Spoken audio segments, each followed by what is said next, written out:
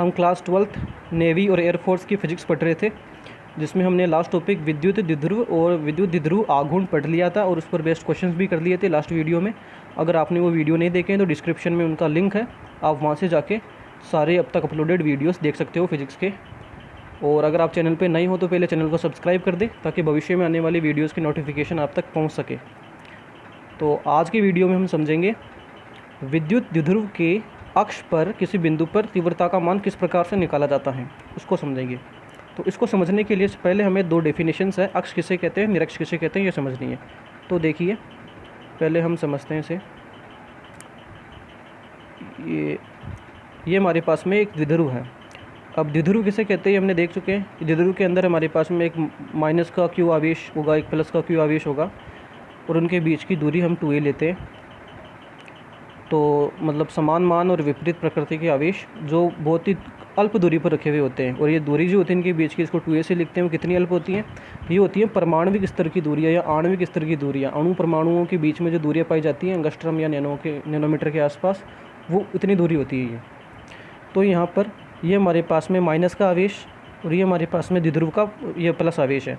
इन दोनों आवेशों से जो गुजरने वाली रेखा, इन दोनों आवेशों से होकर गुजरने वाली जो रेखा है हमारे पास में, इसे हम अक्ष कहते हैं द्विध्रुव की। ये माइनस आवेश और ये प्लस आवेश दोनों से होकर गुजरने वाली रेखा अक्ष होगी हमारे पास में, द्विध्रुव की अक्ष। अब द्विध्रुव का जो मध्य बिंदु है, ये मध्य बिंदु है। अब मध्य बिंदु है मतलब ये टोटल दूरी को हम दोनों के बीच की 2a से लिखते हैं। तो ये माइनस क्यू आवेश की मध्य बिंदु से दूरी को हम लिखेंगे a, और प्लस क्यू आवेश से भी मध्य बिंदु की दूरी हो जाएगी a, टोटल हो जाएगी 2a। तो ये मध्य बिंदु हो गया इसका। इस मध्य बिंदु से होकर जाने वाली ऐसी रेखा जो इस अक्ष के लंबवत हो, ये अक्ष है, इसके लंबवत जो रेखा जा रही है मध्य बिंदु से, वो निरक्ष कहलाती है। यहाँ पर ये निरक्ष होगी इसकी, और ये इधर इसकी अक्ष हो जाएगी। दोनों के बीच का कोण होगा 90 डिग्री, और ये इसका मध्य बिंदु होगा। तो ये हो जाएगी हमारे पास में अक्ष, ये हो जाएगी हमारे पास में निरक्ष। अब इनकी डेफिनेशन भी देख लेते हैं थोड़ी। अक्ष किसे कहेंगे? ऐसी रेखा जो द्विध्रुव के धनायन व ऋणायन दोनों से होकर गुजरे। ये धनायन ये ऋणायन दोनों से होकर गुजर रही है, ये हमारे पास में अक्ष हो गई। और निरक्ष किसे कहेंगे? ऐसी रेखा जो अक्ष के लंबवत हो तथा द्विध्रुव के मध्य बिंदु से होकर गुजरे। तो ये हमारे पास में ये अक्ष है ना, इसके लंबवत भी है और मध्य बिंदु से जा रही है। लंबवत मतलब 90 डिग्री का कोण बनेगा दोनों के बीच में, अक्ष और निरक्ष के बीच में। तो अक्ष और निरक्ष आपको समझ में आ गई होगी। अब हम समझते हैं कि द्विध्रुव के अक्ष पर किसी भी बिंदु पर विद्युत तीव्रता का मान किस प्रकार ज्ञात किया जाता है। तो इसके लिए हमने एक विद्युत द्विध्रुव लिया है, जिसमें ये हमारे पास माइनस का क्यू आवेश है और ये हमारे पास में प्लस का क्यू आवेश है। ये विद्युत द्विध्रुव है। इनके बीच की दूरी हम लिखते हैं 2a से, इसलिए ये इसका मध्य बिंदु है। इसलिए माइनस क्यू से मध्य बिंदु की दूरी a हो जाएगी, और इधर ये प्लस क्यू से भी दूरी a हो जाएगी। तो टोटल हो जाएगी 2a।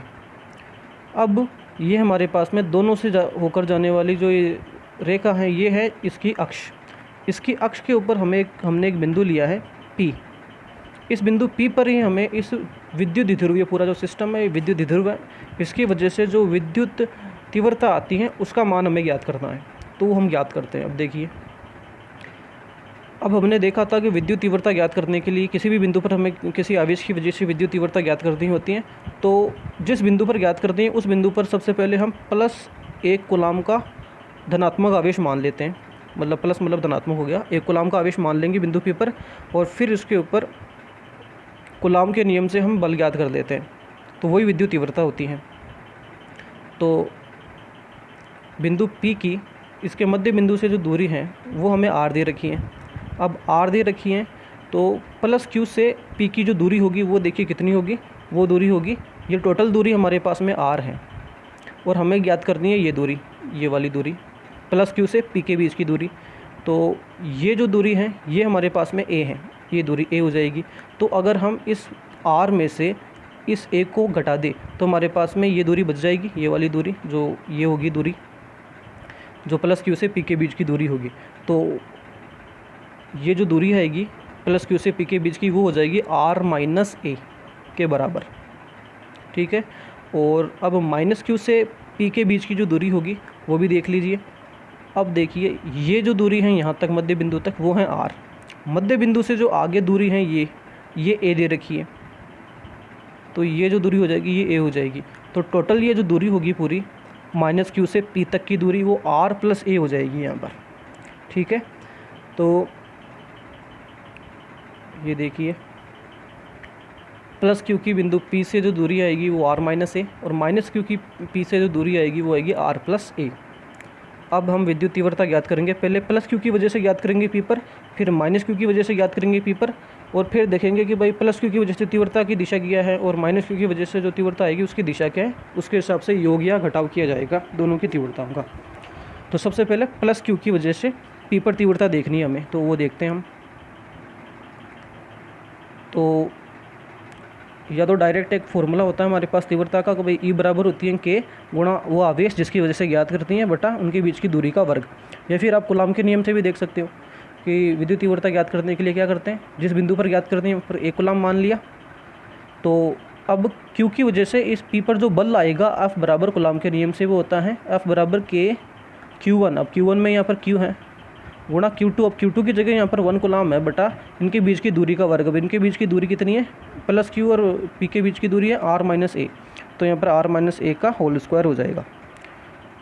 ये हमारे पास जो बल आएगा ये बल ही विद्युत तीव्रता होगी। तो इसका मान हमारे पास में आ जाएगा, इसको हम E1 से लिख देते हैं। प्लस Q की वजह से P पर तीव्रता E1 बराबर K गुणा ये आवेश Q, ये P पर आवेश 1 कूलॉम का है तो उसका मान 1 होगा बटा इनके बीच की दूरी R माइनस ए है उसका स्क्वायर। ये हमारे पास में E1 आ जाएगी प्लस क्यू की वजह से पी पर तीव्रता। इसको हम मान लेते हैं समीकरण नंबर 1। अब हम माइनस क्यू की वजह से भी निकालेंगे तो वो भी इसी तरह से निकलेगी। तीव्रता माइनस क्यू की वजह से पी पर तीव्रता, उसको हम E2 मान लेते हैं। तो E2 बराबर के आवेश का मान, अब यहाँ पर भी आवेश क्यू ही है तो क्यू गुणा Q2, यहाँ पर वो 1 कूलॉम ही है पी पर आवेश तो 1 कूलॉम बटा इनके बीच की दूरी इस बार R प्लस ए है तो उसका स्क्वायर R प्लस ए का स्क्वायर। तो ये हमारे पास में माइनस क्यू की वजह से बिंदु P पर तीव्रता आ जाएगी, तीव्रता का मान ये आएगा। अब यहाँ पर हम तीव्रता की दिशा देख लेते हैं कि तीव्रता की दिशा किस तरह से आएगी। देखिए P बिंदु पर हमें रखना है प्लस का Q कूलॉम आवेश, प्लस का 1 कूलॉम आवेश, प्लस का 1 कूलॉम आवेश रखना है। तो यहाँ पर धनात्मक आवेश है और ये जो आवेश है ये भी प्लस क्यू है। तो प्लस क्यू और प्लस 1 कूलॉम के आवेश दो समान प्रकृति के हैं इसलिए इनमें प्रतिकर्षण होगा। तो P बिंदु पर प्लस क्यू की वजह से तीव्रता आएगी ये इस दिशा में दूर जाती हुई, क्योंकि प्रतिकर्षित करेगा बिंदु P पर जो आवेश 1 कूलॉम होगा उसको प्लस का क्यू। तो ये दिशा आएगी यहाँ पर E1 की दिशा आएगी इस दिशा इस तरफ, जबकि यहाँ पर है माइनस क्यू आवेश। तो माइनस क्यू आवेश बिंदु P पर प्लस का 1 कूलॉम मानना है हमें, तो प्लस के 1 कूलॉम को माइनस का क्यू है इसलिए ये इसे आकर्षित करेगा, क्योंकि विपरीत आवेशों में आकर्षण होता है इसलिए ये इधर आकर्षण होगा। यहाँ पर E2 जो आएगी उसकी दिशा आएगी हमारे पास में इस तरफ Q1 की तरफ माइनस क्यू की तरफ आकर्षित होगा P बिंदु। तो इस तरह से E1 और E2 की दिशा आ रही है यहाँ पर वो विपरीत आ रही है। हमारा E1 इस दिशा में आएगा प्लस क्यू की वजह से तीव्रता, और E2 हमारे पास में आकर्षण होगा P पर प्लस 1 कूलॉम इसलिए तो इस दिशा में आएगी, विपरीत आएगी। अब दूसरी बात आपको ये भी समझ लेनी है कि जो प्लस का क्यू आवेश है ना वो P के ज़्यादा नज़दीक है और माइनस का क्यू प्लस क्यू की तुलना में P से दूर है, इसलिए प्लस क्यू आवेश P के ऊपर जो बल लगाएगा ना वो ज़्यादा लगाएगा।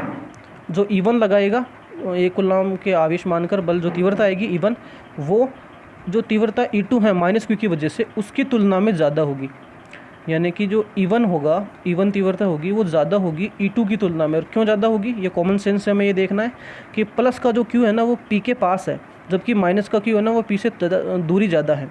तो दूरी ज़्यादा होने की वजह से हमने देखा था कि बल दूरी के साथ में घटता है, दूरी बढ़ने पर बल घटता है, इसलिए प्लस क्यू की वजह से P पर तीव्रता का मान जो है वो माइनस क्यू की वजह से जो तीव्रता आएगी उससे ज़्यादा होगा, यानी E1 ज़्यादा होगा E2 की तुलना में।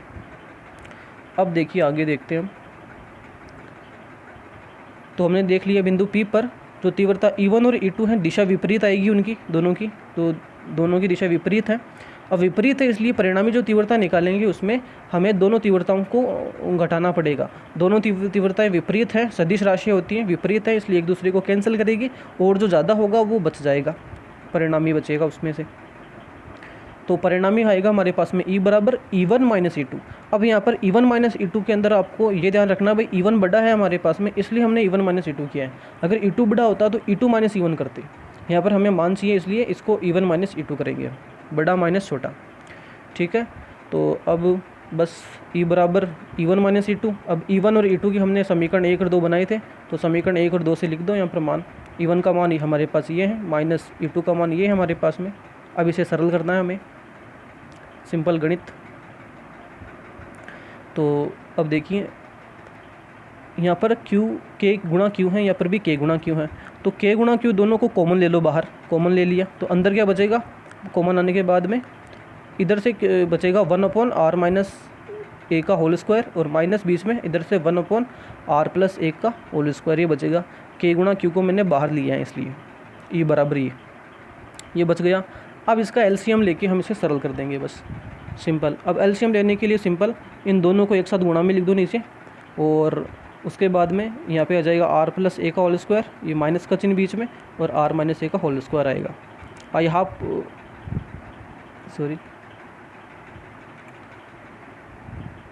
हाँ, तो अब बस इसको खोलेंगे। देखो r प्लस ए का होल स्क्वायर से ये खुल जाएगा, मतलब a प्लस बी का होल स्क्वायर वाले फॉर्मूले से, और ये खुल जाएगा a माइनस बी के होल स्क्वायर वाले फॉर्मूले से खुल जाएगा। तो यहाँ पर E बराबर KQ। अब इसको खोल दिया हमने, a प्लस बी का होल स्क्वायर का फॉर्मूला होता है a square plus B square plus 2ab, तो उससे हो जाएगा ये r square plus a square plus 2ar, ये हो जाएगा। अब देखिए यहाँ पर थोड़ा ध्यान रखना, यहाँ पर आगे माइनस है, इसलिए पहले क्या करना है, r माइनस ए का होल स्क्वायर खुलता है r स्क्वायर प्लस ए स्क्वायर माइनस 2ab होगा, खुलता है। लेकिन आगे माइनस है इसलिए क्या होगा, ये भी माइनस का हो जाएगा, ये भी यहाँ पर माइनस का हो जाएगा, और ये प्लस का हो जाएगा। तो इसलिए माइनस का r स्क्वायर माइनस का a स्क्वायर प्लस 2ra, और नीचे हमारे पास वो वैसा का वैसा। अब इसको देखिए यहाँ पर ये r स्क्वायर से माइनस का r स्क्वायर कट गया, a स्क्वायर से ये a स्क्वायर कट गया, और ये प्लस का 2ar और प्लस का ये 2ar, ये हो जाएगा 4ar, और नीचे वैसा का वैसा। अब देखिए यहाँ पर हमें कुछ हमारा सामान्य ज्ञान लगाना होगा वापस। हमने द्विध्रुव के अंदर क्या माना था कि द्विध्रुव में क्या होता है, प्लस q आवेश होता है और माइनस q आवेश होता है, उनके बीच की दूरी को हम 2a से लिखते हैं।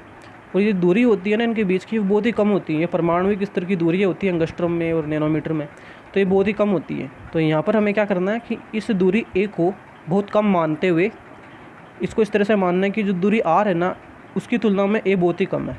बहुत कम कैसे, जैसे मान लीजिए अगर r 15 मीटर, मान लीजिए 15 मीटर ऐसे कुछ है, तो हमारे पास में एक जो a का मान होगा वो होगा 0.01 मीटर ऐसे कुछ। इसलिए जब दोनों को जोड़ा जाएगा या घटाया जाएगा तो बहुत ही कम फर्क पड़ेगा, मान पर कोई फ़र्क नहीं पड़ेगा।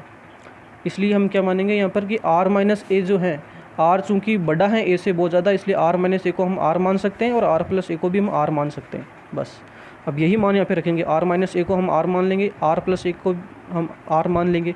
तो इधर से हमारे पास में क्या बचेगा, r का स्क्वायर, इधर से भी r का स्क्वायर। तो देखिए बस मतलब यहाँ पर भी हमें यहाँ पर हमें r रखना है, r माइनस ए की जगह, और r प्लस ए की जगह भी r रखना है। तो E बराबर K गुणा Q, ऊपर वैसा का वैसा 4ar, अब नीचे r स्क्वायर गुणा r स्क्वायर, ये हो जाएगा 4 r की पावर 4। लेकिन ऊपर भी देखिए, ऊपर r है तो इस r से ये एक r की पावर कट जाएगी, r की पावर हो जाएगी r की पावर 2, और इधर से बचेगी 1, तो r की पावर हो जाएगी 3। ठीक है, अब इसके अलावा देखिए ऊपर हमारे पास में 4ar बच रहा है, तो इसको इस तरह से तोड़ेंगे, 4 को लिख सकते हैं 2 गुणा 2, तो जो 1 2 होगा उसको तो ले लिया हमने आगे, बाकी का 2 है ना उसको इसके साथ रखेंगे 2a के साथ में, r तो कट चुका है। ठीक है, तो ये 2a बचा इधर से, और एक 2 आगे रख दिया हमने, और K गुणा Q, ये K गुणा Q इधर रहा। अब यहाँ पे ध्यान रखना कि द्विध्रुव आघूर्ण हमने पढ़ा था, द्विध्रुव आघूर्ण क्या होता है हमारे पास में, K गुणा Q होता है हमारे पास में इसका मान। विद्युत द्विध्रुव आघूर्ण हमने इस पर क्वेश्चंस भी किए थे।